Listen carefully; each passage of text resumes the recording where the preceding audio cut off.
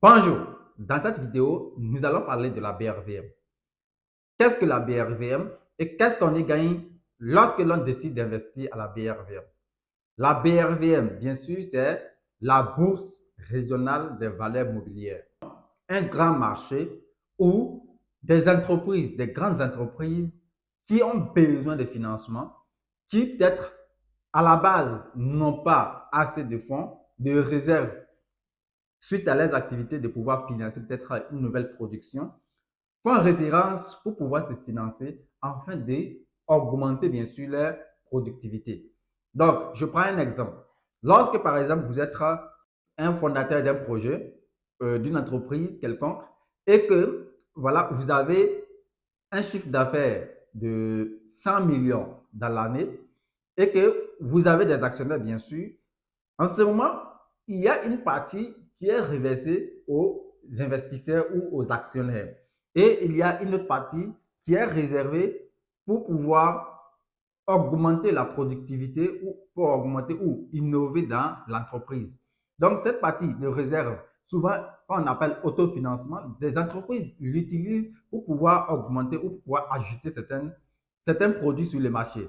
Mais sauf que lorsque vous voulez passer par l'autofinancement pour pouvoir augmenter votre productivité, il arrive que vous perdez du temps parce que vous aurez besoin de plus de temps pour pouvoir accumuler le maximum de montant possible pour pouvoir lancer votre nouveau projet ou votre nouveau produit.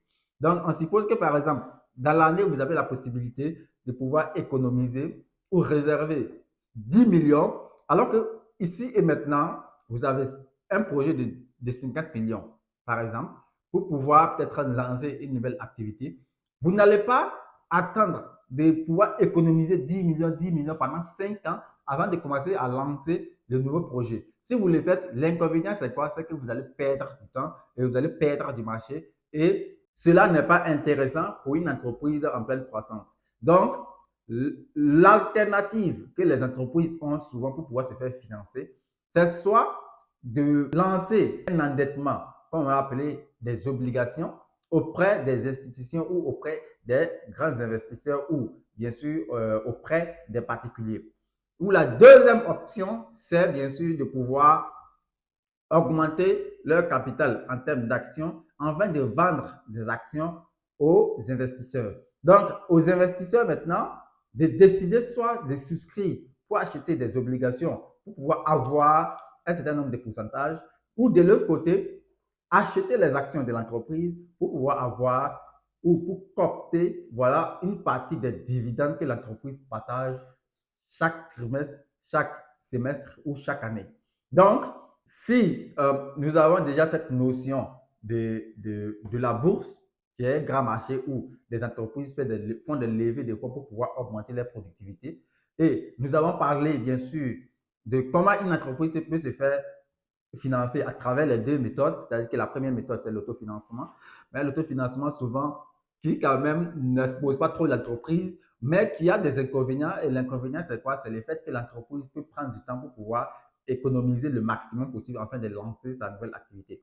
Donc, ça fait que souvent les entreprises sont confrontées à se retourner vers le grand public pour pouvoir récolter le maximum possible afin de pouvoir lancer les nouvelles activités ou les nouveaux produits sur le marché. Et donc, du coup, en tant qu'investisseur, lorsqu'on investit, qu'est-ce qu'on y gagne?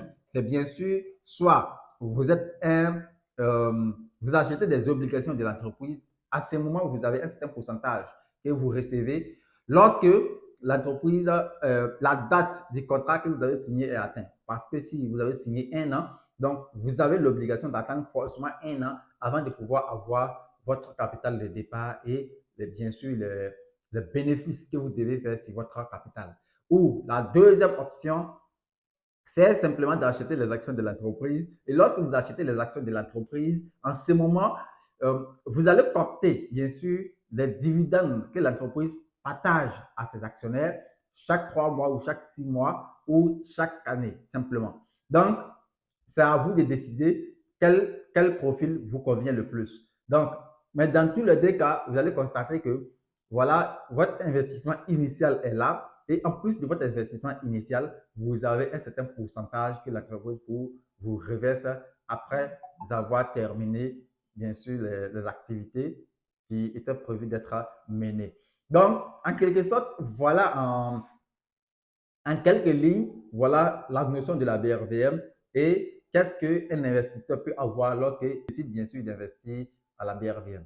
Donc, il y aura bien sûr des séries de vidéos qui vont vous expliquer encore plein de notions liées à la BRVM pour que vous puissiez l'intégrer voilà, dans votre habitude afin de savoir que ce n'est pas simplement en travaillant qu'on peut se faire de l'argent, mais il y a aussi des moyens, d'autres moyens de se faire beaucoup plus d'argent que les riches utilisent, mais que les pauvres souvent ignorent. Donc, si je dis les pauvres, je peux parler de la classe moyenne parce que souvent, lorsqu'on est dans la classe moyenne, on pense qu'il y a certaines choses qui ne nous est pas permis, voilà, notamment être actionnaire dans une entreprise.